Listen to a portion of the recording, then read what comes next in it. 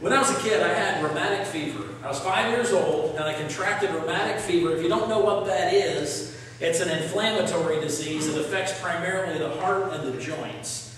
It comes from strep throat. It grows out of usually strep throat or scarlet fever. And I was in the hospital for 31 days when I was 5 years old, in a bed next to a guy named Kenny. And it's funny how serendipity works, because now first of all, Kenny's family ended up going to church with us at our home church.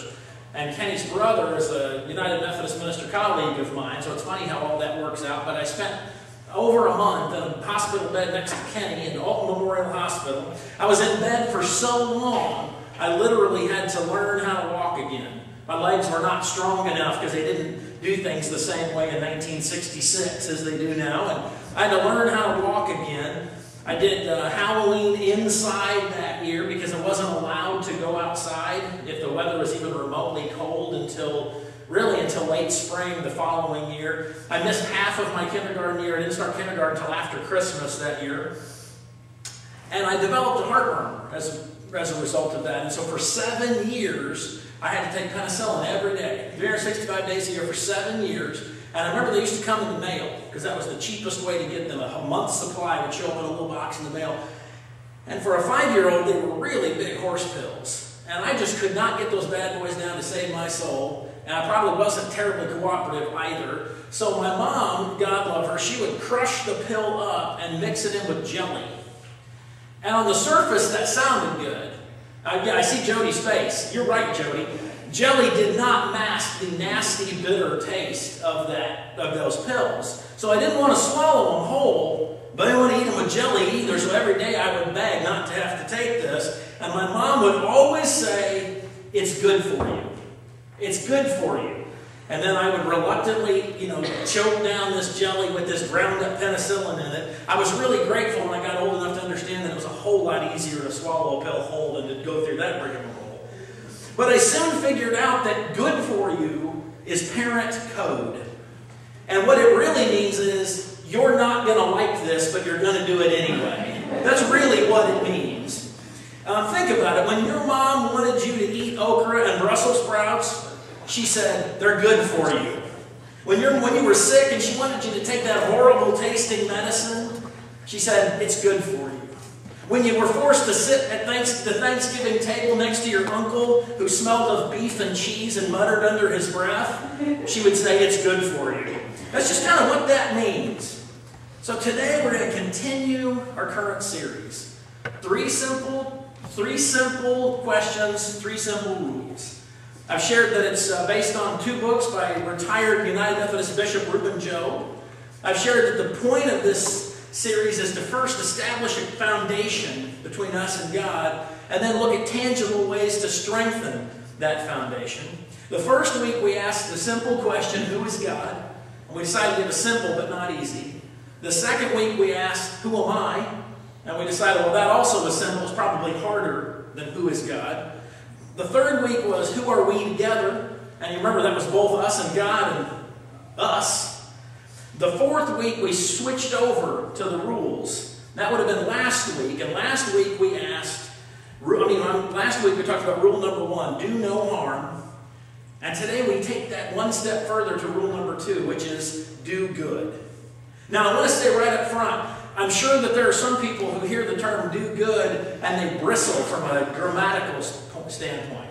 Now, if I said, how'd you do in your basketball game? Or how are you going to do in your basketball game? And you said, I'm going to do good. That would be grammatically incorrect. But here we're not talking about describing how we're doing something. But we're talking about what we're doing. As opposed to bad, we're doing good. Because do good is the opposite of do harm. And last week we talked about do no harm. When we do good, we focus on positive things, as opposed to just focusing on staying away from negative things, which is where we were last week.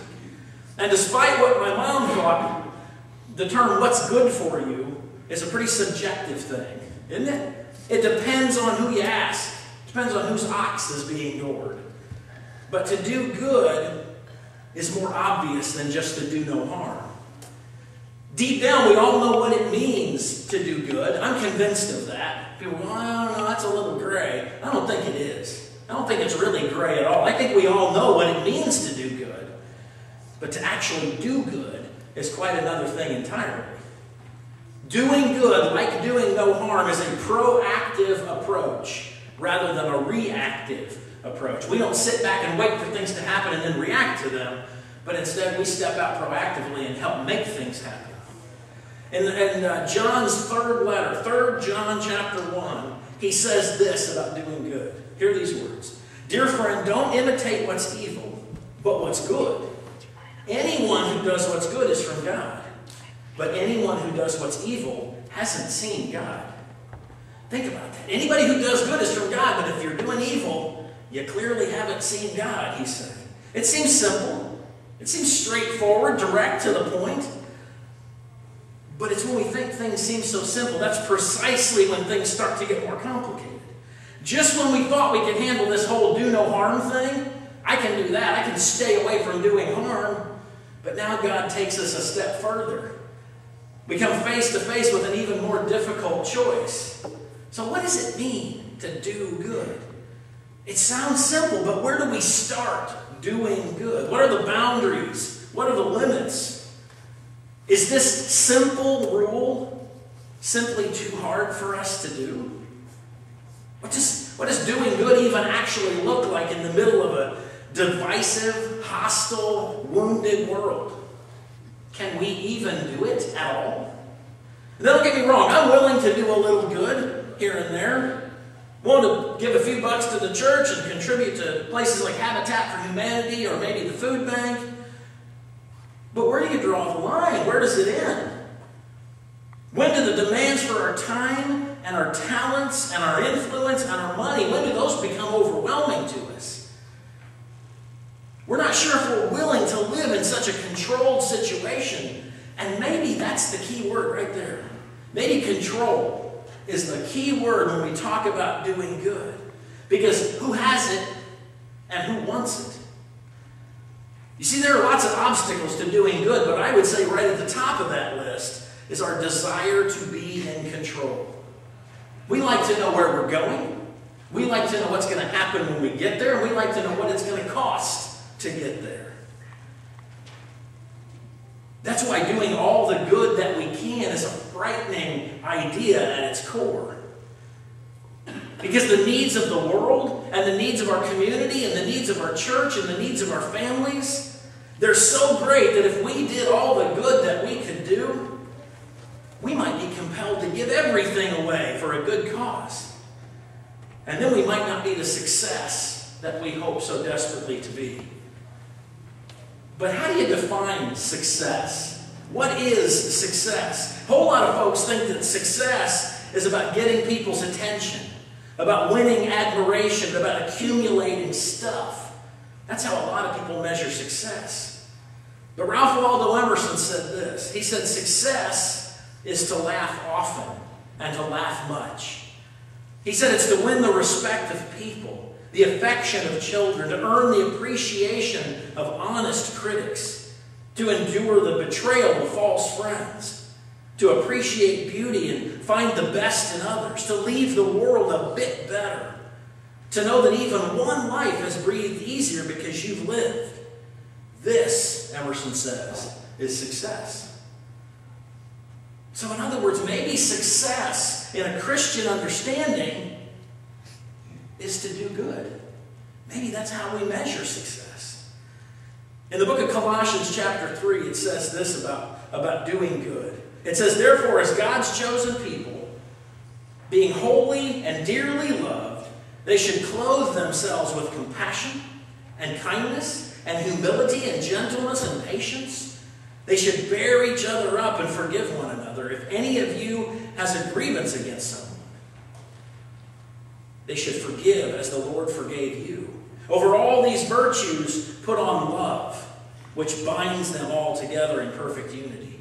And let the peace of Christ rule in your hearts, since as members of one body you were called to peace. Be thankful. Let the message of Christ dwell among you richly as you teach and admonish one another with all the wisdom through the psalms and the hymns and the songs from the Spirit, singing to God with gratitude in your hearts.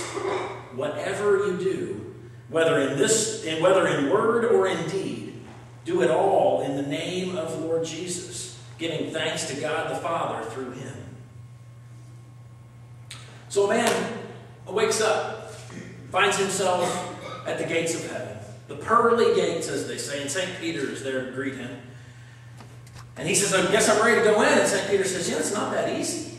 Slow down a minute. It's not that easy to get in. Got some questions to ask you. Were you a religious person? No. Well, did you at least go to church? No. Were you generous? Did you give money to charity? No. Did you do any good deeds? No. Anything. Anything at all? Not really. Look, I'm trying to help you here. Everybody does something good. Work with me. Toss me a bone here. Surely you did something. The guy said, well, there was this one old lady. And I walked out of the store, and there she was surrounded by a group of Hell's Angels. And they had taken her purse, and they were shoving her around, and they were taunting her and teasing her, and just making her life miserable. And I shoved my way through the crowd and got in the middle of them, and I took her purse back, and I gave it back to her. And then I helped her up off of her feet. And then I went right up to the face of the biggest and the baddest biker out of the bunch of them. And I told him he was despicable. He was a coward. He was mean. And then I spit in his face. St. Peter's like, wow, that's awesome. You did that? What? When did this happen? Guy says, about 10 minutes ago. So how do we do good?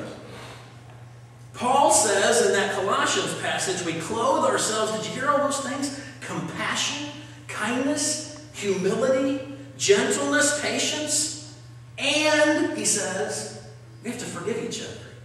We got to do all those things, and we have to forgive each other. Oh, that's all? Well, why didn't you say so, Paul? Let's just get right to it. Easy peasy. That's a tough list. Listen to that list again. Compassion, kindness, humility, gentleness, patience, and forgiveness. That's a lot. And we have to do it for everybody, Paul says. That's the hard part, isn't it? I mean, it's somewhat easy to do those things for people that we, like. But what about the people that we don't like? Well, even then, we are called to do good. And even if it's the right thing, even if it's doing the right thing, can we do it? We have so many responsibilities, we have so many commitments, so many people depend on us. What if we offer this gift of goodness and we're rejected? Suppose we try to help other people and we're ridiculed for it. What if our efforts are seen as weakness? What if our concerns are overlooked and misused? Well, the reality is, in this world, gifts of goodness, at some time, by some people, they are going to be rejected. You are going to be ridiculed. Your word is going to be misused. But your desire to do good can't be limited to the thoughts and actions of other people, because you can't control what they think and what they do. Your desire to do good should be nothing more and nothing less than a flat-out response to God's invitation. Because the positive results of doing good for other people, they shouldn't be diminished by somebody else's response. That should not be the reward we seek. No, when we do good, our reward is knowing that we have done what is right and, more important, what is pleasing to God. And can there be a greater reward than doing something knowing that you are pleasing God? Think about that. What if we really did put God first in our lives? What if we really thought about the needs of other people first? What if we let what was good for the community be our guide, rather than our own personal desires? Would that bring us any closer to what Jesus has in mind for us? I would argue that absolutely it would. Absolutely that would bring us closer to the people that Jesus calls us to be.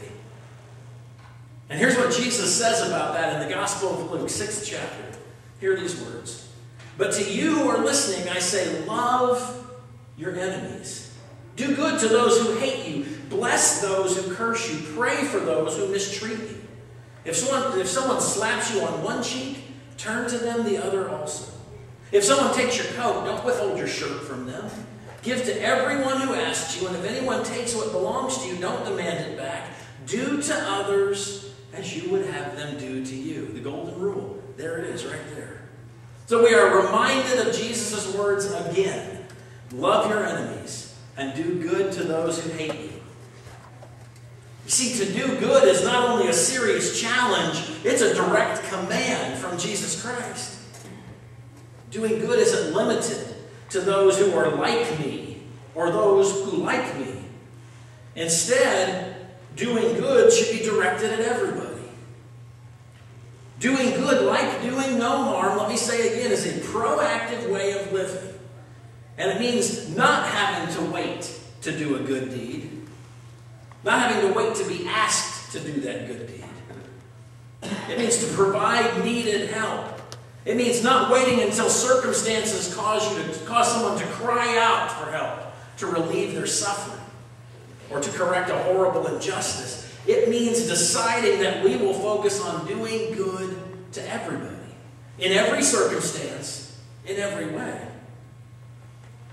There's a hotel in Italy, and the building used to be a hospital.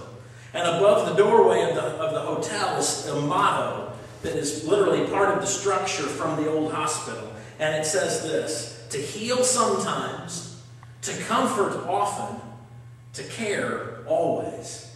To heal sometimes, to comfort often, to care always. I think maybe we need to write that on our hearts. Do you know the interesting thing is happening in the field of medicine? Mainline churches more and more are abandoning their ownership of hospitals. And they're beginning to alienate themselves from the healing industry as a whole. And in the midst of that, doctors and medical centers have begun to take back up religious activities that they had discarded for decades. More and more doctors statistically now feel comfortable to pray with their patients before medical procedures. According to a Newsweek survey, 70% of all Americans often pray for better health for themselves or a family member. And 72% would welcome a doctor who asked about their religion or their spirituality. So I wonder, when it comes to healing and wholeness, when it comes to doing good, I wonder when the church is going to be the church again. Are we going to leave it to everybody else to do good? Or are we going to restake the claim as a church? It's time to recover the power of prayer. It's time to recover and extend our compassion, the compassion of Jesus Christ. It's time to offer comfort to those who mourn. It's time to build up the brokenhearted.